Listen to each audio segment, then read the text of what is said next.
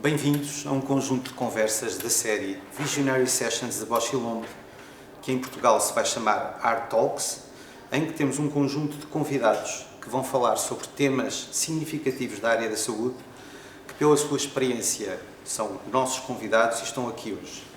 Esses temas podem ser temas abrangentes, podem também ser temas mais seletivos, mas todos eles se destacam pela experiência que têm nas áreas que vamos, de facto, analisar. Para este primeiro programa escolhemos um tema genérico e um tema imensamente relevante: o poder da informação em tempo de pandemia. Para isso reunimos um verdadeiro elenco de luxo que eu passo a apresentar e desde já agradeço a sua presença. Dr. Augusto Magalhães, Presidente do Colégio de Oftalmologia da Ordem dos Médicos; Rita Costa, Diretora do Hospital CUF Infante Santo, onde nos encontramos; José Manuel Fernandes, repórter, jornalista e repórter também, repórter de investigação, aliás, muitas vezes, jornalista publisher do Observador, e Rui Diniz, Vice-Presidente da CUF. Agradecer a todos a presença. Este programa não quer competir com o Expresso da Meia-Noite, mas será seguramente o interregional de todas as horas e de todos os assuntos que consideremos relevantes. Eu começava por colocar a primeira questão ao Augusto Magalhães. Augusto Magalhães é um decisor conhecido na área da saúde, um dos principais responsáveis, se não o principal responsável pelo Plano Nacional de Visão. Tem que comunicar às pessoas e à população em geral algo que pretende que elas compreendam, verdades às vezes incómodas sobre saúde, e eu queria lhe perguntar diretamente se estamos preparados para ouvir a verdade em saúde e, ouvindo-a, se estamos preparados para a conhecer e para a compreender. Antes de mais, muito obrigado. Queria agradecer ao Hospital CUF, ao Zé de Mel Saúde, este convite, ao Dr. Nuno Campos também, por sequer se ter lembrado de mim, dizer que é com muito prazer que aqui estou. Queria também cumprimentar os outros membros do painel e dizer que uma das razões pelas quais aceitei aqui estar é, de facto, a qualidade do painel. Essa questão assim colocada, quando me perguntam, assim, de forma simplística, se estamos preparados para a verdade, é uma questão realmente difícil, porque é uma questão para a qual provavelmente nenhum de nós tem uma resposta exata. Em todo caso, quando nos debruçamos sobre os possíveis sentidos desta pergunta, é possível, a meu entender, encontrar uma série de variáveis e de combinações de variáveis que nos permitem discorrer sobre diversos contextos, que incluem não apenas a saúde, mas outros domínios que com elas estão relacionados. A palavra mais forte na pergunta é o conceito de verdade. Foi aquela que, em verdade, me chamou mais a atenção quando olhei para a pergunta. E a primeira questão é: qual é a verdade sobre a qual nos vamos questionar? Será a verdade do exato dia de hoje? Será a verdade de há uns meses atrás? Ou será a verdade dos próximos meses? Ou então será a verdade dos órgãos institucionais, com informação privilegiada em primeira mão e que é com base nela que tomam decisões e influenciam a verdade do cidadão? Ou é esta mesma segunda verdade com a qual se confronta o cidadão comum? Podemos também perguntar se a verdade é a verdade, às vezes, contraditória da comunicação social, ou se é a verdade de cada um de nós, ou a verdade da sociedade e, já agora, muitas vezes, do politicamente correto. O segundo aspecto da questão que me colocou diz respeito à preparação, se realmente estamos preparados. Também aqui podemos interrogar-nos sobre que domínio da preparação estamos a falar. Podemos interrogar-nos se estamos a falar do domínio estrito da saúde pública, relacionada com a pandemia, ou da saúde geral, da capacidade ou incapacidade assistencial aos casos pendentes e aos novos casos que surgem diariamente. Dos acessos a um Serviço Nacional de Saúde cronicamente frágeis e agora muito agravados. Da nossa preparação em termos de capacidade organizativa ou em termos de capacidade reativa. E, finalmente, o terceiro aspecto da pergunta que me colocou, que é o sujeito, o nós. Curiosamente, o sujeito aqui tem menos impacto, aparentemente, mas é, digamos, o aspecto que dá importância, de facto, à questão. A verdade aqui muda todos os dias, como sabemos. E isto acontece por várias razões. Desde logo por razões científicas. Nós sabemos que o conhecimento sobre o SARS-CoV-2 evolui e continua a evoluir muito rapidamente. Assistimos a um caudal de publicações científicas diárias que nunca tínhamos observado.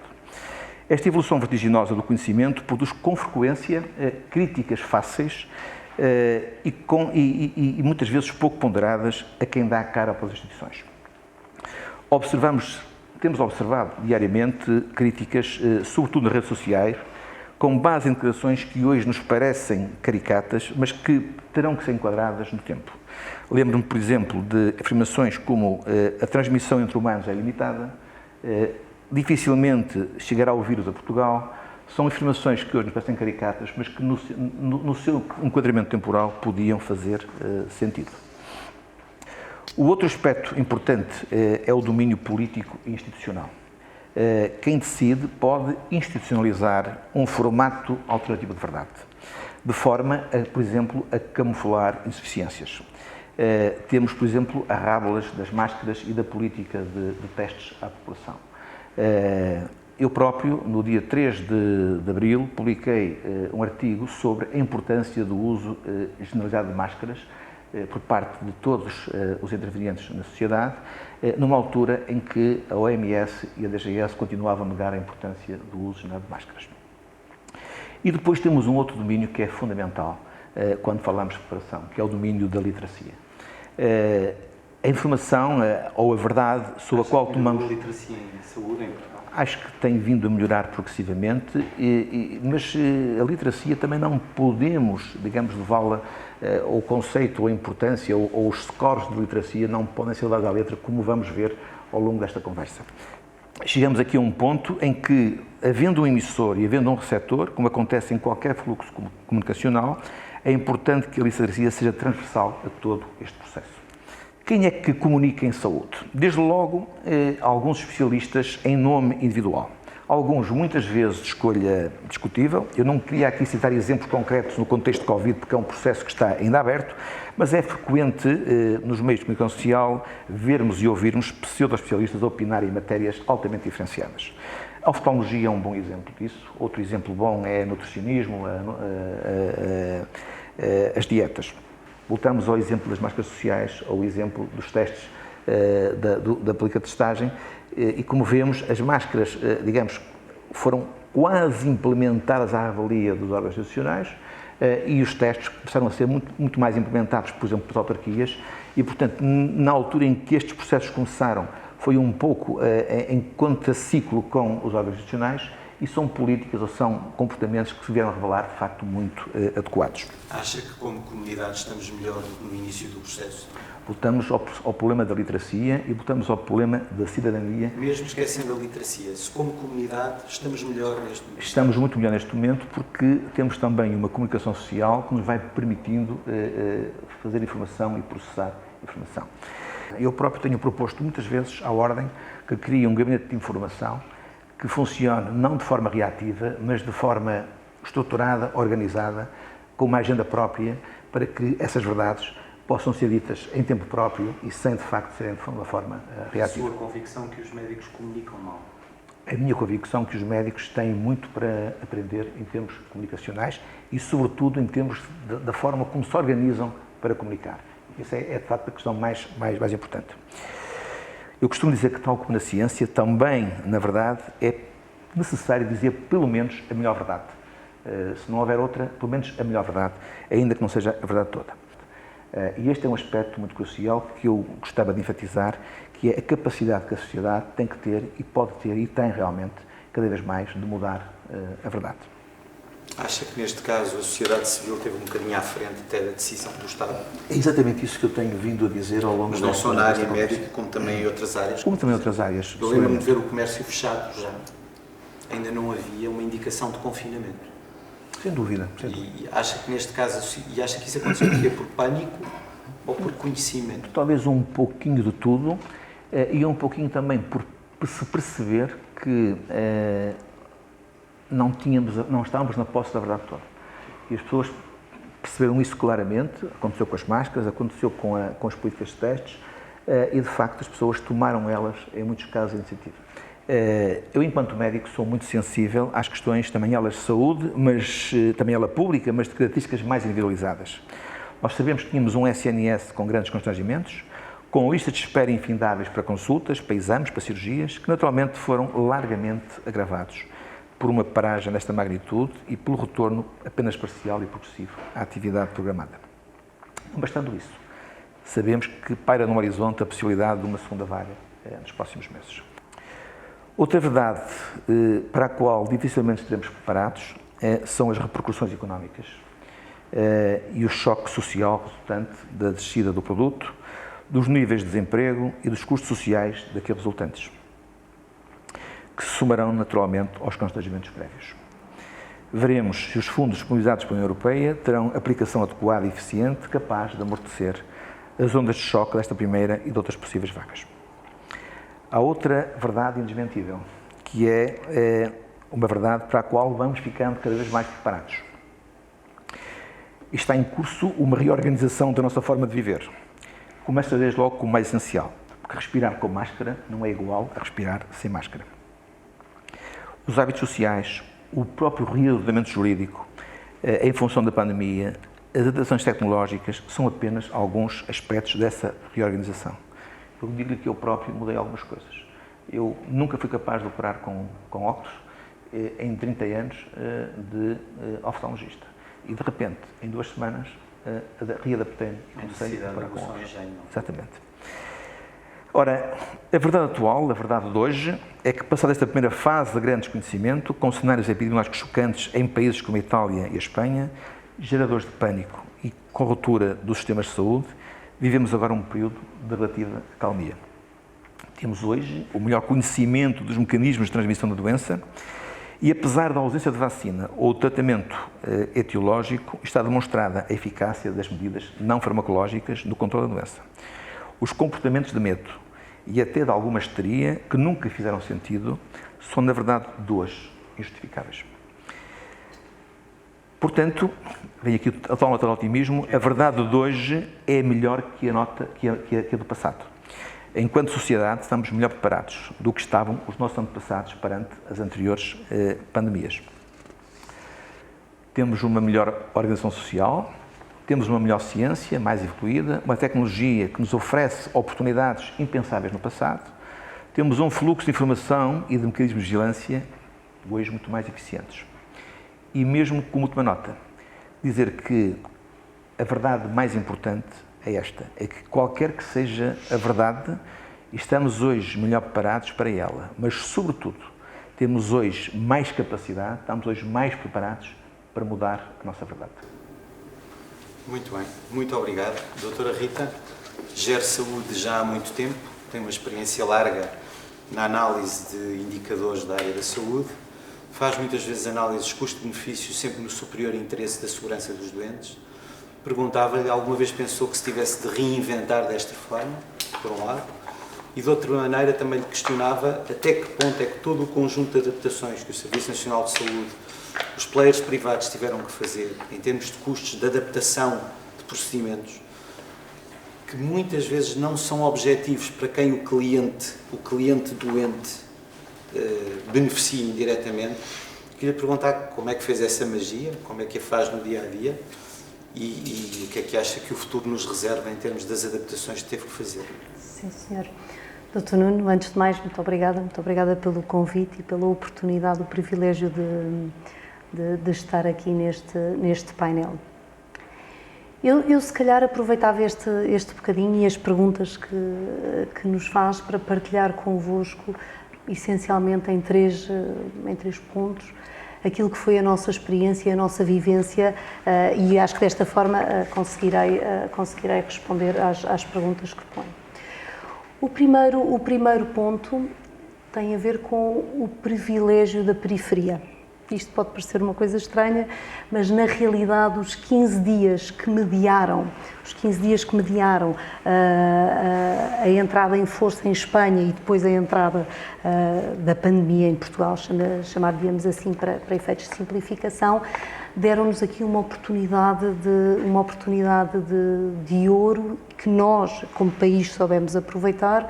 Nós tivemos a oportunidade de nos reorganizarmos e de fazer uma coisa que os espanhóis e os italianos não conseguiram fazer, que foi abrir as portas da frente do hospital e dizer: faça favor de entrar. Estes 15 dias deram-nos aqui uma oportunidade de nos prepararmos. Ainda dentro desta lógica do privilégio da periferia, estes 15 dias, e ligando ao assunto da importância da comunicação, estes 15 dias foram absolutamente fundamentais para que os nossos profissionais estivessem num contacto mais estreito, por exemplo, os nossos intensivistas com os intensivistas de Milão, não sei se têm noção, Milão é a meca dos cuidados intensivos e, portanto, os intensivistas com as equipas de Milão, os internistas com as equipas de espanholas, de Madrid e afins, e de repente, nós com esta comunicação, os nossos profissionais de saúde, há bocado falámos, os nossos profissionais de saúde anteciparam, consciencializaram-se da importância e da severidade do que aí vinha. E, portanto, estas duas conjugações, estes 15 dias, permitiram-nos, todos em conjunto como país, apesar de tudo, preparar melhor os nossos hospitais. Portanto, eu acho que este primeiro ponto foi absolutamente estruturante. O segundo ponto é, na prática, o que é que nós fizemos cá dentro. Na prática, o que é que nós vivemos dentro da CUF, dentro da Infante Santo, e eu acho que, na realidade, é seguramente aquilo que se viveu na grande maioria dos hospitais.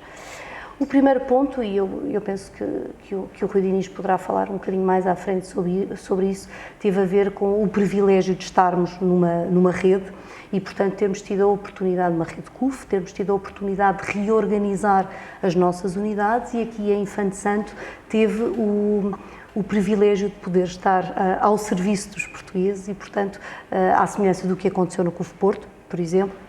Portanto, estivemos ao serviço dos portugueses, conseguimos nos reorganizar cá dentro com o apoio importantíssimo de uma equipe e de uma estrutura de suporte.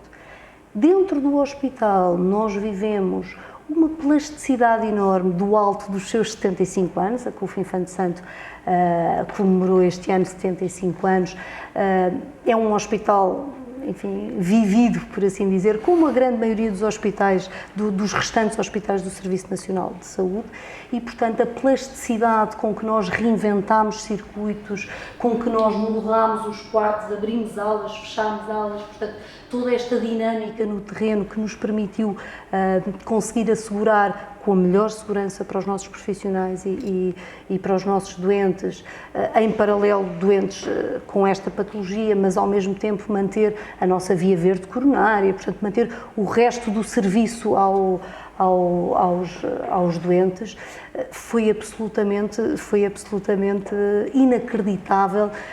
Juntámos as pessoas todas em prol de fazer e de organizar, e de facto eu acho que sai daqui uma experiência no limite gratificante pela intensidade e pelos desafios que todos os dias tivemos ao longo destes 4 meses. Por último, não posso deixar de dar aqui uma nota de que houve aqui uma característica que fez deste momento, desta crise, particularmente angustiante no que diz respeito a quem lidera, a quem comunica, que foi, tal como, e pegando aqui nas palavras que anteriormente ouvimos, o facto de a crise ter começado na China, ter condicionado uma produção de um conjunto de equipamentos de proteção individuais que eram em todo momento absolutamente cruciais para garantir que o nosso Serviço Nacional de Saúde não desmoronava, a restrição destes equipamentos de proteção individual foi das maiores angústias que nós vivemos aqui dentro. Nós passámos dias, nós e todos os hospitais, porque não foi uma coisa exclusiva, nós passámos dias que não sabíamos se íamos ter materiais para proteger as nossas pessoas dentro de 3, 4 dias. Portanto, andámos com um horizonte temporal muitíssimo apertado. Aqui, uma vez mais, beneficiámos enormemente da nossa estrutura CUF, dos contactos que a nossa central de negociações teve, com as diligências que fizeram diretamente na China, e nós, enfim, nós CUF e nós como país, felizmente conseguimos suprir estas dificuldades adicionais num momento de crise, de poder não ter aquilo que sabemos que é absolutamente crucial para proteger os nossos profissionais. Rita, sabendo nós que essa dificuldade foi transversal tanto aos players privados como ao Serviço Nacional de Saúde, acha que ao mundo, exatamente, acha que as pessoas valorizaram isso de certa forma durante todo este processo? Acha que o uso da máscara agora não é algo entendido como banal? Ou seja, até que ponto é que as pessoas compreendem o investimento imenso, minuto a minuto, que é continuamente feito no SNS e nos operadores privados para garantir os maiores níveis de segurança? Acha que as pessoas têm consciência crítica disso? Valorizam isso? Eu diria que há dois lados de uma mesma moeda e na forma como nós procuramos gerir, e aqui falo, enfim, da minha experiência na CUF, mas estou convencida que mesmo as comunicações oficiais padeceram do mesmo. Nós procurámos equilibrar, na medida que nos pareceu certa, aquilo que era a importância e a tensão de se conseguir ter os materiais e, ao mesmo tempo, garantir que as pessoas não entravam em histeria, não é? Portanto, numa preocupação. E, portanto, eventualmente nós podemos, com esta necessidade de proteger e, portanto, fazendo um trabalho de back muito relevante para conseguir os contactos, para conseguir os materiais, proteger as pessoas desta angústia de não termos, ou de podermos, felizmente não nos aconteceu, mas de podermos não vir a ter as condições necessárias. Portanto, eu diria que provavelmente as pessoas estão conscientes, talvez não com a intensidade que este drama mundial poderia ter causado. Uma pergunta direta para uma resposta direta. Quem vai absorver estes custos todos, à escala global? As pessoas, as instituições, os Estados, todos? Todos nós. Ao nível das suas responsabilidades, mas acho absolutamente incontornável que é para todos. E diga-me uma coisa, futurologia ninguém aqui faz gestão, medicina e jornalismo, mas de qualquer forma, o que é que entende que o próximo ano nos trará, pelo menos a este nível, em termos de circuitos de cuidado, circuitos de proteção, uso de EPIs, o que é que entende que o próximo ano nos trará?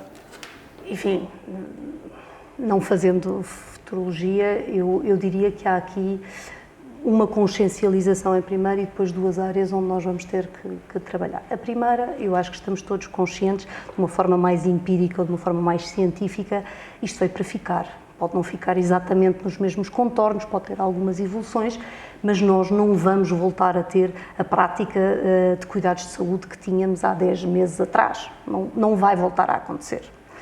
E, portanto, esta consciencialização eu acho que nos vai fazer trabalhar essencialmente em dois grandes vetores. Um primeiro vetor que nos preocupa imenso, enfim, a nós como portugueses, não necessariamente como nas profissões que exercemos, que teve a ver com a retração da procura. Nós, numa primeira fase da pandemia, houve uma retração brutal, uma travagem às 4 rodas, muito incentivada pelos hospitais que fecharam a porta à atividade programada e, portanto, fizemos um travão a fundo. E depois, devido ao que acontece à data de hoje nas nossas unidades, nós retomamos a nossa atividade com as devidas, com as devidas condições de segurança, mas mantém-se alguma retração dos doentes, as pessoas não estão a procurar cuidados de saúde como deviam, e isto pode ser um problema gravíssimo. Eu não sei se todos terão ideia, mas para dar um exemplo muito concreto do que é que estamos a falar. Foram divulgados os dados da mortalidade de junho e são os mais altos dos últimos anos. Doutor Nuno, nem precisamos de olhar para os dados recentes. Nós, não sei se têm ideia, a CUF e a CUF Oncologia como rede, nós somos o primeiro diagnosticador privado em Portugal de cancro, somos o 6º a nível nacional. A CUF diagnostica em média por semana, o Dr. Rui Diniz é o responsável pelo Pelour, portanto poderá falar muito melhor disto do que eu, a CUF diagnostica por semana entre 60 a 70 novos casos de cancro. Desde março até agora andamos à volta dos 10, mais ou menos, mais coisa, menos coisa. Isto são patologias que andam aí e que vão chegar mais tarde do que deviam. E o impacto que isto tem para cada um de nós, como português ou para o sistema como um todo, vai ser enorme. Vão chegar mais tarde, em pior estado, e, portanto, eu acho que uma das coisas que nós vamos precisar de fazer seguramente é conseguir retomar os cuidados de saúde que os portugueses precisam. Então, depois, a segunda frente, e ligada um bocadinho aqui ao desafio que me tinha feito relativo aos custos, nós, num setor que já tem os seus desafios de sustentabilidade, nós, de repente, tivemos alterações de paradigma muito relevantes e que nos vão obrigar, aliás, como a história tem visto em vários setores, momentos de crise fazem alterar paradigmas. Nós estamos perante um aumento brutal do consumo dos materiais de proteção individual. Para ter uma noção, a título de exemplo, a Infante Santo, nestes primeiros 7 meses do ano, consumiu mais 7 vezes os materiais de proteção individual do que em igual período homólogo. Estamos a falar do ponto de vista de custo, mais coisa, menos coisa, não chega aos 900 mil euros, mas não andará longe em 7 meses, e portanto isto de facto acresce, e não está em causa não fazer, atenção, e portanto isto é a forma de como é que nós vamos acomodar, não é se vamos ou não, isto por um lado. Por outro lado, temos uma evidente deterioração da produtividade das pessoas, e isto não tem a ver com má performance, não tem, as pessoas não ficaram diferentes, nós simplesmente, à luz das novas formas de estar, e que os nossos oftalmologistas presentes sabem, nós não conseguimos fazer as mesmas consultas que fazíamos antes, não podemos aceitar os extras, temos que gerir as salas de espera de outra maneira, os turnovers do bloco operatório não conseguem ter a mesma dinâmica e, portanto, nós de facto, nós como setor, isto não é uma coisa exclusiva nossa, como é óbvio, vamos ter uma deterioração brutal da produtividade e, portanto, para as mesmas horas nós vamos conseguir tratar menos doentes. E esta conjugação destes dois fatores torna, na minha perspectiva, absolutamente crucial que nós consigamos juntar todos os stakeholders deste setor, e isto passa pelos hospitais públicos, pelo setor privado, pelo setor social, pela indústria, pelos próprios profissionais de saúde, por toda a gente. Nós vamos ter que dar as mãos para conseguir estar ao serviço dos portugueses. E consegue colocar nesse grupo as companhias de seguros? Claro que sim, claro que sim, não. Com certeza, LabsMeu fazem parte dos stakeholders absolutamente estruturais neste processo, como opções de vida que as pessoas fizeram alguns no tempo e que agora deviam estar a conseguir usufruir delas. E não precisa de ser para a Covid, pode ser para os infartos, pode ser para o resto para os tumores que andam aí. E, portanto, eu diria que é absolutamente crucial nós conseguirmos que toda a gente se una, da mesma maneira que em modo de pandemia nos unimos ao serviço do país. Eu acho que é absolutamente estrutural que todos os que fazem parte deste setor se unam para reinventar, para repensar o que é possível fazer, para dar os cuidados de saúde que os portugueses, que nós, cada um de nós, precisa e tem de ter, e, por outro lado, garantir que isto seja feito da forma o mais sustentável possível, à luz do novo paradigma.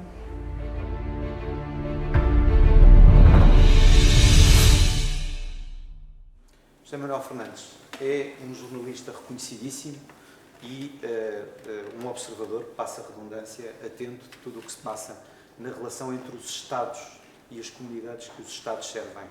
E tem um olhar muito crítico, no sentido, em lato sensu, relativamente a isso. Queria lhe perguntar, em todo este episódio que vivemos, estamos confortáveis com o poder do Estado? Achamos que o Estado é o super-herói que nos vai salvar ou não podemos contar com ele? Bem, eu ia começar talvez por falar um pouco sobre o que é que o Estado podia, enfim, o que é que o Estado podia fazer ou não fazer. É uma discussão muito alargada e muito longa. Vamos começar talvez pela questão da informação e depois passar a... Se calhar complicava-lhe um bocadinho mais a sua resposta. Todos os Estados estão obrigatoriamente condenados a falhar neste tema específico. Haverá algum que se vai sair bem?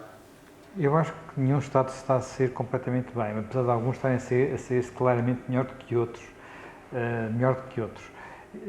Eu acho que os Estados têm um desafio enorme, porque foram apanhados por uma pandemia que não era previsível. Provavelmente, há quem diga que nós, depois da guerra nuclear, as guerras que vamos ter no século XXI, se tivermos, serão guerras deste tipo.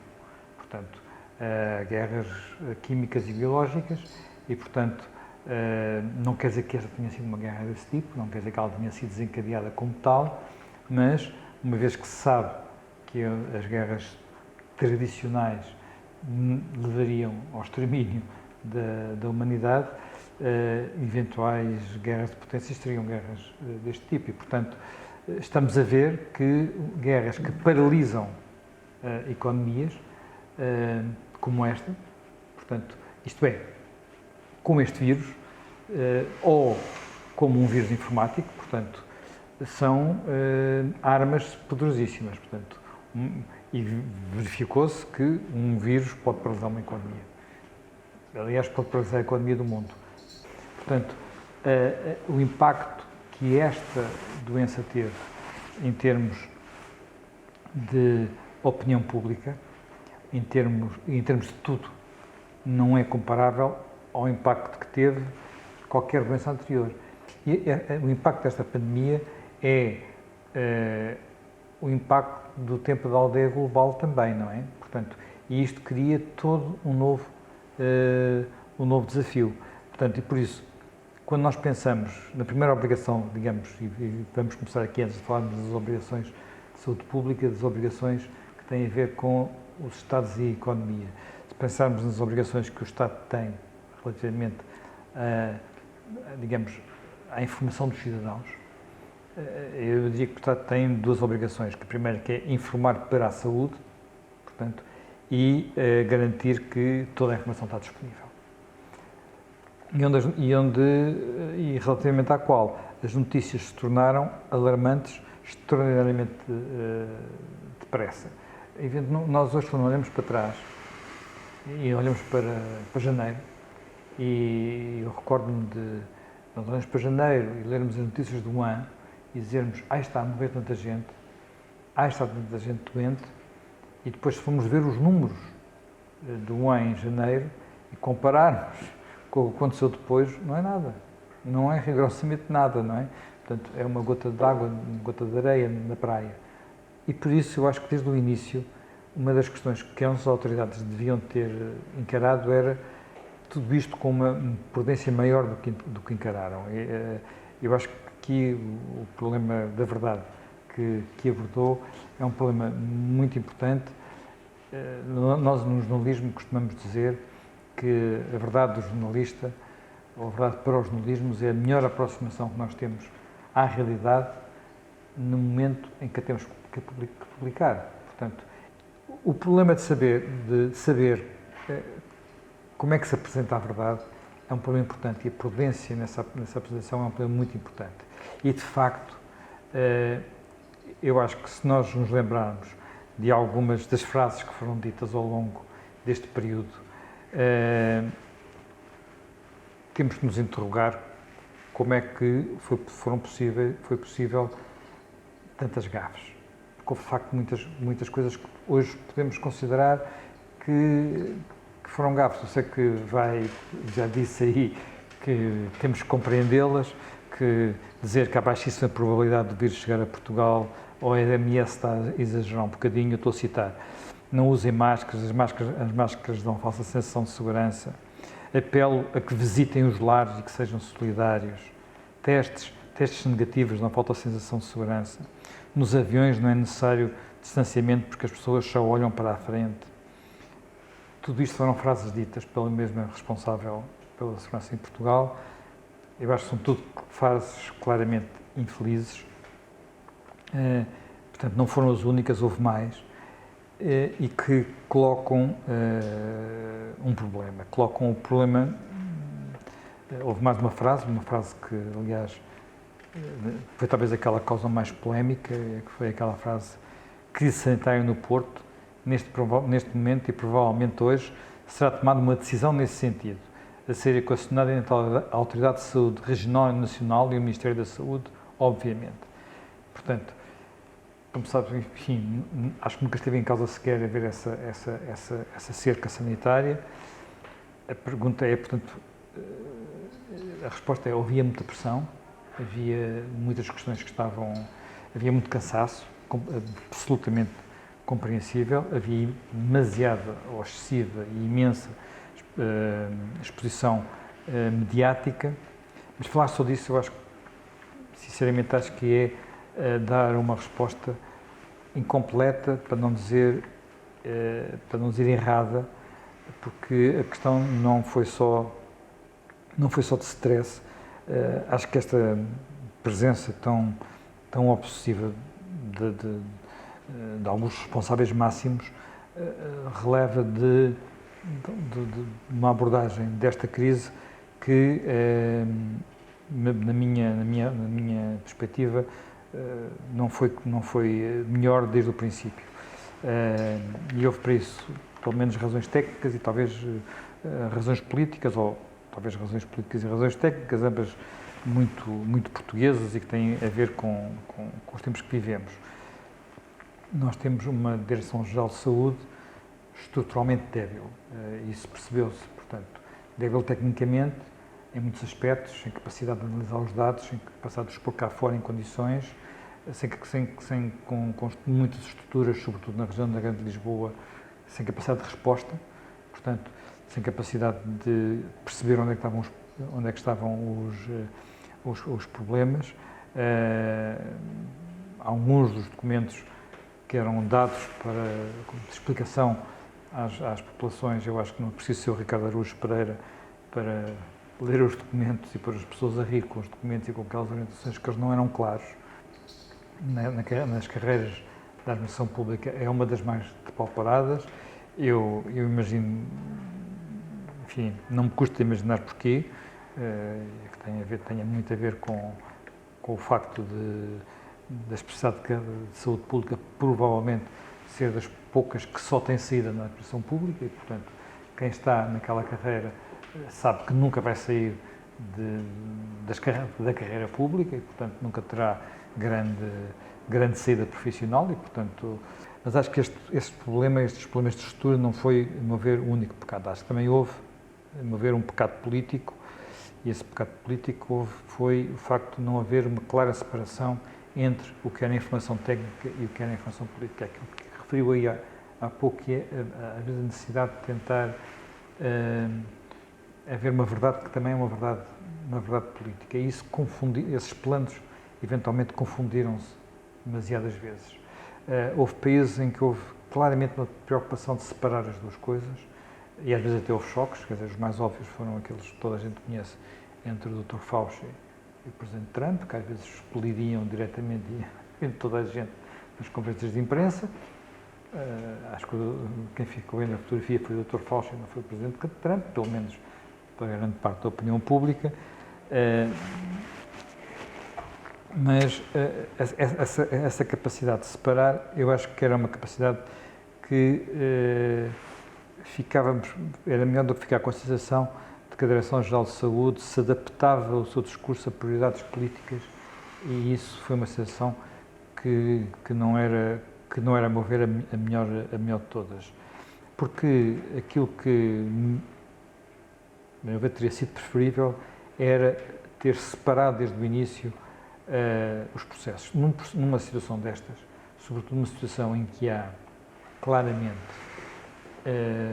dúvidas científicas, em que os cientistas não são capazes de dizer com muita claridade qual é o caminho, melhor, muito provavelmente, é dizer assim: bem, nós temos, de um lado, várias hipóteses e, portanto, a política decide o que é da política. E a política preferiu, pelo menos em Portugal, eu acho claramente, preferiu durante muito tempo tentar, enfim, demorando uma parte do tempo, acho que foi um bocadinho atrás do que as pessoas já tinham decidido. Portanto, fechou as escolas quando as escolas já estavam a ser fechadas, fechou os restaurantes quando os restaurantes já estavam a ser fechados. Mas acha que a política pura deve, nestas circunstâncias específicas, ser predominante sobre a política de saúde?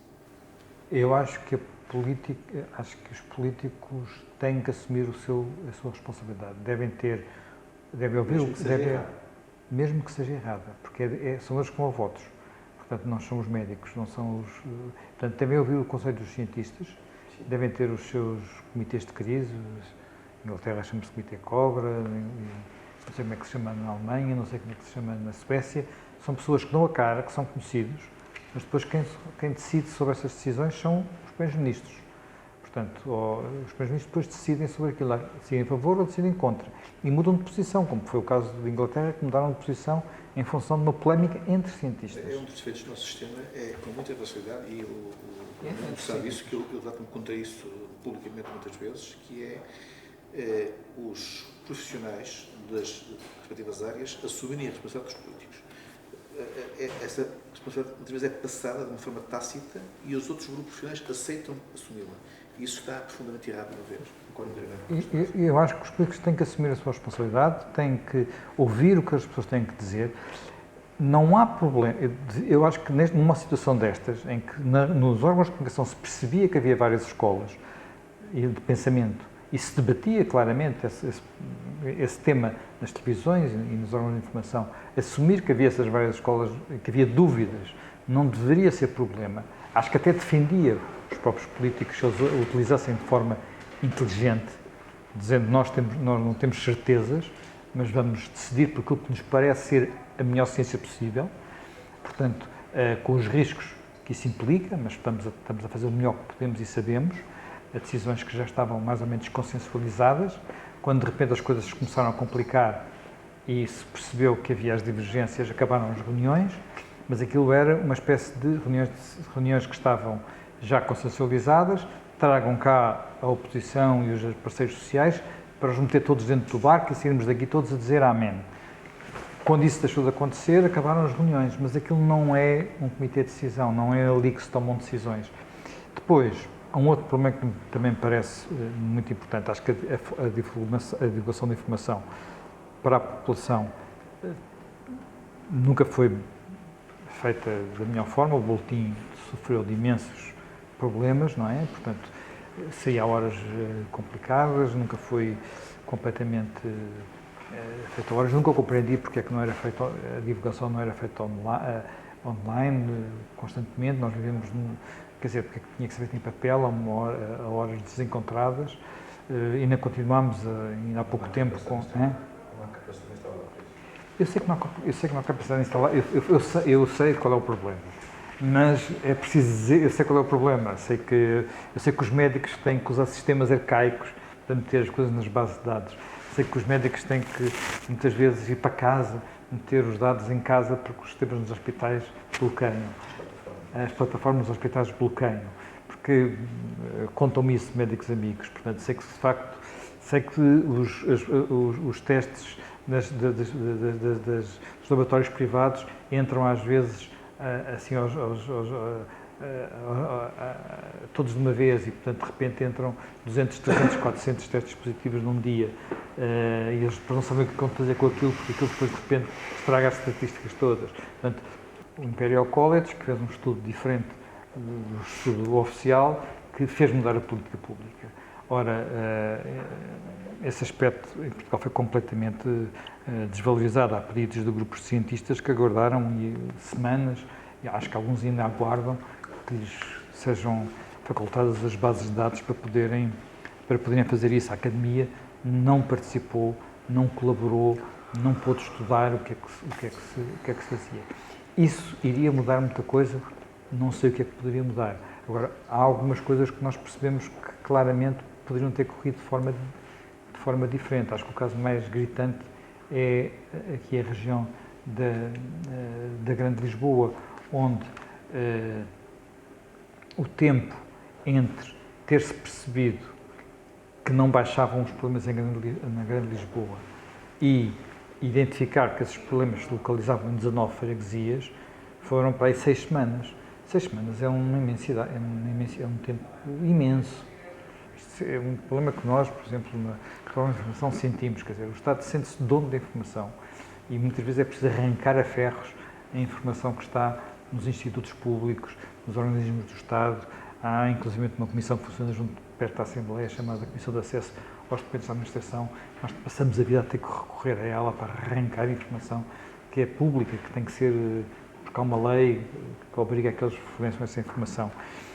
Aquilo que é da política, da verdade política, da verdade científica. Sendo que, no que diz respeito à verdade científica, assumir que não há uma verdade científica, há hipóteses científicas.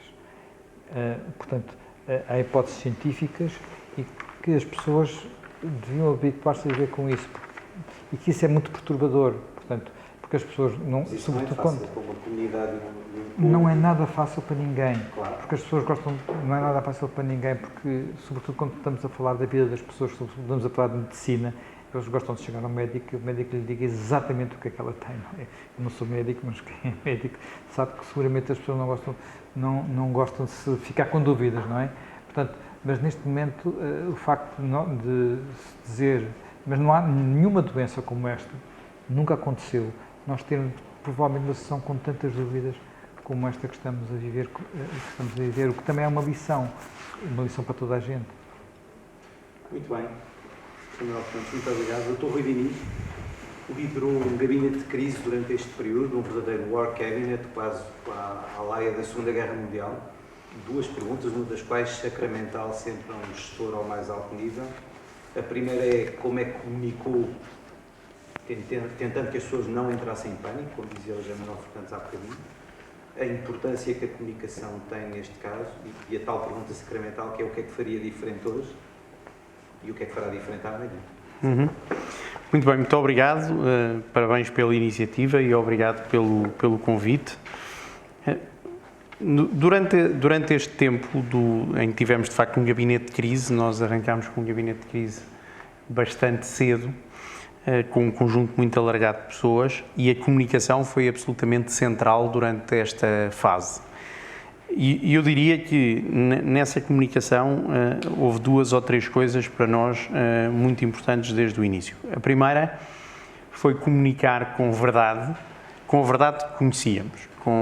Isto é o que sabemos e isto é o que vamos explicar às pessoas, portanto comunicar com verdade, mas ao mesmo tempo com bastante humildade. Portanto, houve várias vezes em que tínhamos que reconhecer isto é o que sabemos hoje, temos algumas dúvidas quanto a isto, mas achamos que nesta fase esta é a decisão certa e fomos ajustando quando era preciso ajustar, explicávamos o que era preciso explicar, mas tínhamos a humildade de não serem verdades absolutas que depois eram difíceis de reverter porque a informação ia-se atualizando, ia sendo nova e, portanto, fomos sempre comunicando com verdade, mas também com humildade. Há algo que foi para nós muito importante na comunicação e que não tem imediatamente a ver com comunicação, que foi antecipar. Nós tivemos sempre uma preocupação enorme de estar a trabalhar em cenários que iam acontecer dentro de uma semana ou 2 semanas ou 3 semanas.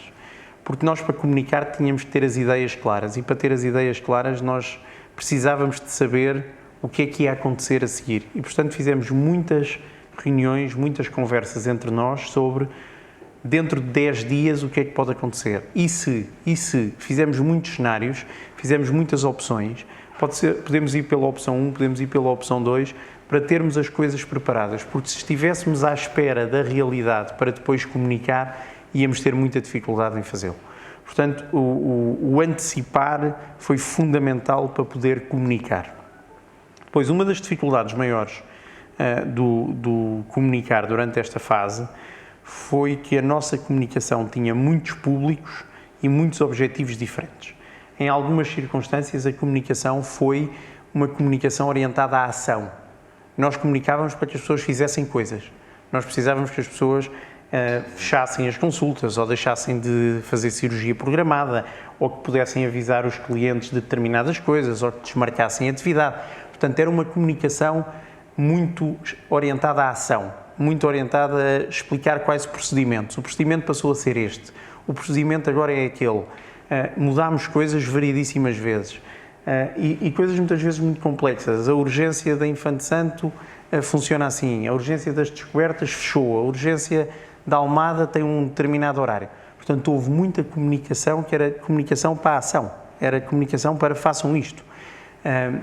Depois, estava a ouvir-vos falar sobre literacia. Em muitas circunstâncias, foi fundamental desenvolver conteúdos para que as pessoas entendessem.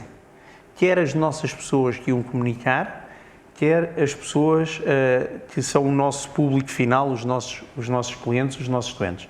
E isso foi uma preocupação enorme, porque algumas das coisas que queríamos comunicar eram mesmo complexas. Sinalética. circuitos, elevadores que se podiam usar, elevadores que não se podiam usar, o que é que se devia fazer quando se chegava aos hospitais, o que é que não se podia fazer. Tudo isso foi comunicação muito importante, onde foi preciso ter o contributo de muitos técnicos, de muita gente que decidia, mas depois era preciso passar para a comunicação, era preciso passar para o marketing, era preciso pôr no site, era preciso enviar e-mails. Portanto, houve uma necessidade em permanência de antecipar, de perceber os diferentes públicos e de perceber porque é que queríamos que aquela comunicação saísse. Era uma comunicação meramente informativa ou era uma comunicação para motivar uma determinada ação?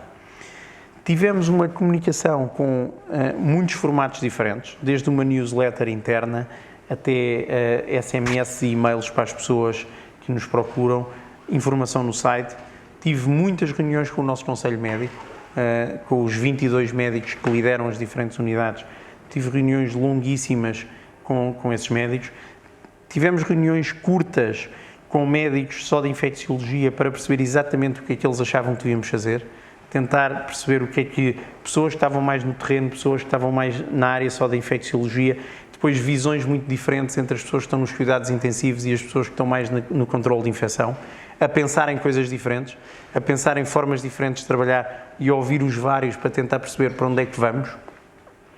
Uma das coisas mais difíceis nesta fase da comunicação é que nós, para comunicarmos, precisamos muito de ouvir. Para comunicar bem, precisamos de ouvir muita gente, de perceber como é que as pessoas estão a pensar, de ouvir pessoas de sítios diferentes, de ouvir as pessoas que estão no contact center, de ouvir as pessoas que estão no terreno, de ouvir muitas vezes os nossos administrativos sobre as perguntas que os clientes lhes estão a fazer. E com tudo o que fizemos em teletrabalho, ouvir foi muito mais difícil. Porque era um ouvir menos rico, era um ouvir muito mais... aquela disciplina que as pessoas elogiam no teletrabalho, que é positiva, mas por outro lado é menos rico na percepção, no body language. Há ali uma pessoa que parece estar desconfortável, houve um comentário que alguém que estava na reunião fez. Isso, de repente, num Zoom com 20 pessoas, é mais difícil de perceber, é mais difícil de ver quem está a querer entrar, porque é que esta pessoa está desconfortável. Muitas vezes exige a quem está a liderar uma capacidade de perceber, esta pessoa ainda não falou, tipicamente tem opiniões nesta área, porque é que ainda não disse nada hoje? Chamar essa pessoa, o que é que acha disto? Portanto, essa capacidade de comunicar em ambiente mais estreito, para depois poder comunicar em ambiente mais alargado, foi um dos maiores desafios deste tempo. Outra coisa que foi muito importante foi, desde o início, ter muito claro que era melhor comunicar mais do que menos. As pessoas precisavam de saber. Quando nós não comunicávamos, começavam a surgir dúvidas intermináveis, dúvidas permanentes. O nosso contact center era inundado de chamadas. Portanto, ser mais proativo na comunicação, ser mais, muitas vezes, até exagerado na comunicação que dávamos, era melhor do que não comunicar nada, porque senão éramos inundados de perguntas. E nesse sentido foi fundamental comunicar mais do que menos. Outra coisa que foi crítica foi a estrutura de comando. Nós tínhamos uma capacidade de desmultiplicação muito importante. Portanto, nós tínhamos um gabinete de crise com entre 15 e 20 pessoas, mas muito rapidamente desse gabinete de crise chegávamos a 500, 600, 800 pessoas. Porque cada um desses tinha os seus próprios gabinetes, cada um desses gabinetes tinha as suas próprias pessoas. Os grupos do WhatsApp hoje são muito potentes nisso, quer dizer, eu conseguia pôr alguma coisa num grupo do WhatsApp das primeiras linhas que rapidamente, em 10 minutos, estava em toda a gente. Mesmo os próprios diretores clínicos, de repente, recebiam uma informação e muito rapidamente punham nos seus coordenadores, os seus coordenadores passavam para os médicos e tínhamos 3.000 pessoas informadas muito rapidamente. Portanto, esta capacidade de comunicar foi decisiva. Porquê é que para nós foi tão importante pôr toda a gente a todo o tempo a saber de praticamente tudo? Nós temos 8.000 pessoas a trabalhar, essas 8.000 pessoas não foram para casa, estavam nos hospitais e eram a nossa primeira linha de comunicação. Portanto, a nossa primeira linha de comunicação eram os seguranças, eram os administrativos, eram os enfermeiros, eram os auxiliares de ação médica, eram as pessoas da cafetaria. Portanto, se eles não soubessem, ia ser complicado. Portanto, nós comunicámos mais do que menos e comunicámos alargadamente com todas essas pessoas. E acha que foram essas as estratégias? Informação muito rápida, Foi. informação muito alargada e tanta informação quanto possível, respeitando, obviamente, aquilo que se sabia em cada momento. Sim. Foram essas as três estratégias. Sim, e muitas vezes com uma tentativa de explicar o racional. Porquê é que estamos a fazer isto? Porquê é que nós estamos a fechar uma determinada urgência? Porquê é que nós fechámos a urgência da Almada? Porque precisávamos de concentrar recursos na urgência da Infante Santo. Portanto, era preciso explicar isso.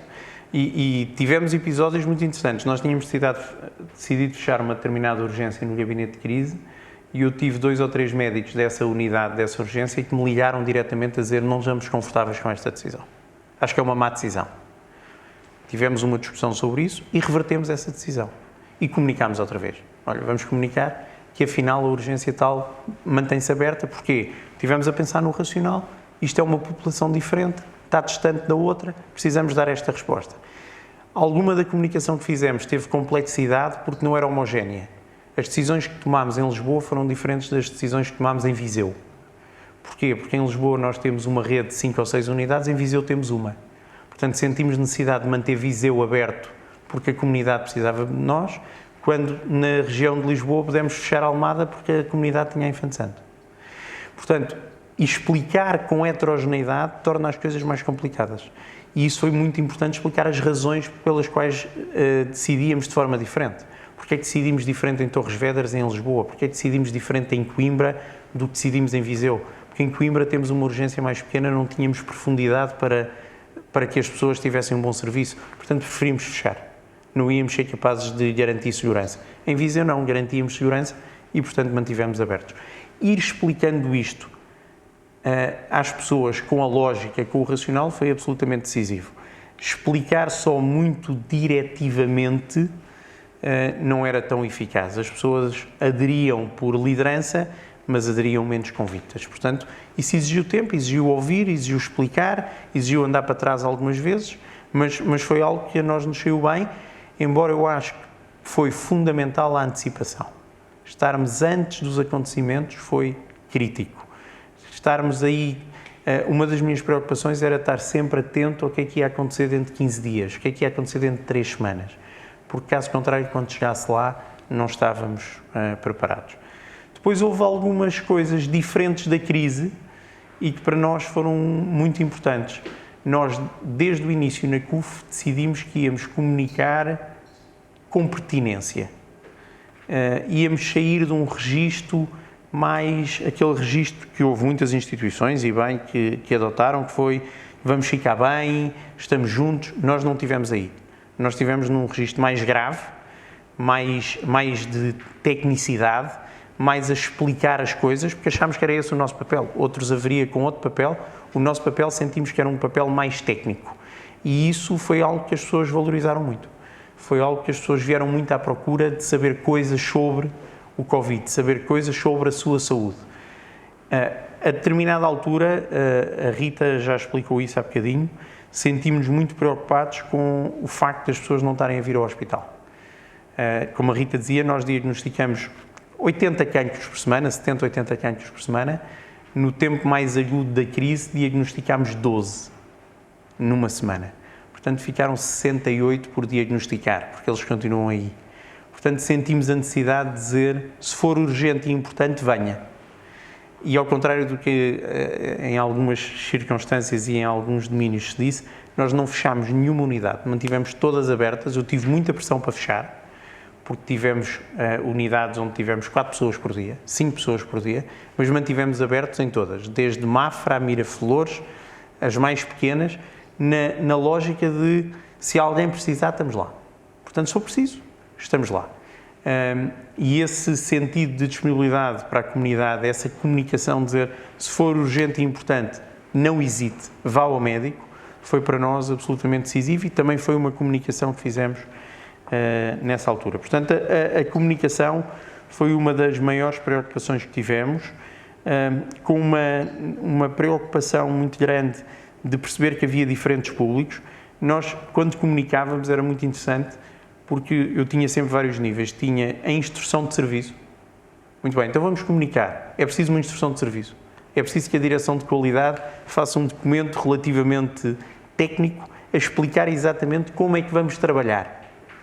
Mas depois era preciso a comunicação e o marketing olharem para a instrução de serviço e dizer como é que eu agora vou explicar esta instrução de serviço. Que não é exatamente a mesma coisa. Que não é exatamente a mesma coisa. Portanto, e depois houve alturas em que tivemos que transformar a própria instrução de serviço mesmo para nós. Porquê? Porque a instrução de serviço tinha uma preocupação, de repente, de uma tecnicidade e de um rigor que nos levava a ter uma instrução de serviço de 8 páginas, mas eu precisava de explicar aos meus enfermeiros, precisava de explicar aos médicos numa página. Isto é o principal, e remeter para a instrução de serviço quando estávamos com necessidade de maior detalhe. Portanto, foi coisas que teríamos feito diferente. Muito provavelmente houve coisas que, se soubéssemos hoje, por exemplo, no encerramento, alguns encerramentos que fizemos para concentrar recursos, se calhar não tínhamos feito tanto, não teria sido tão necessário, mas nós estávamos à espera de um tsunami e o tsunami não chegou. Foi um marmoto. Nós tínhamos 150 camas disponíveis para Covid e tivemos no máximo ocupadas 50. Portanto, colocámos um ênfase numa crise enorme que depois não veio a acontecer, mas acertar à segunda-feira é sempre muito mais fácil. Mas globalmente acho que as coisas nos correram bem. Algumas coisas teríamos provavelmente feito de forma diferente, se calhar não tínhamos fechado tanto. Um exemplo que até hoje acho que fizemos mal. Nós, naquela altura mais crítica, os nossos médicos também queriam desmarcar a atividade, não tinham segurança em ter atividade. E nós desmarcámos tudo. Provavelmente, se soubesse o que sei hoje, teria desmarcado 15 dias, e depois teria desmarcado mais 15 dias, e depois teria desmarcado mais 15 dias. Como desmarcámos tudo, depois tivemos que remarcar tudo outra vez. Teria sido mais por dentro nisso. Mas quando olhámos para a frente, pensámos, não sabemos o que aí vem, vamos desmarcar. E desmarcámos indiscriminadamente. Portanto, foi algo que eu teria feito de forma diferente. Por exemplo, comunicámos de uma forma demasiado agressiva essa desmarcação. Mas, globalmente, acho que o balanço é positivo. Muito bem. Chegamos, então, ao fim da nossa primeira conversa das Visionary Sessions, da Bausch + Lomb. Concluímos, de facto, o poder da informação em tempo de pandemia. Resta-me agradecer a todos os convidados, Augusto Magalhães, Rita Costa, José Manuel Fernandes, Rui Diniz, e voltaremos seguramente num próximo programa com um tema também quente e fraturante. Muito obrigado.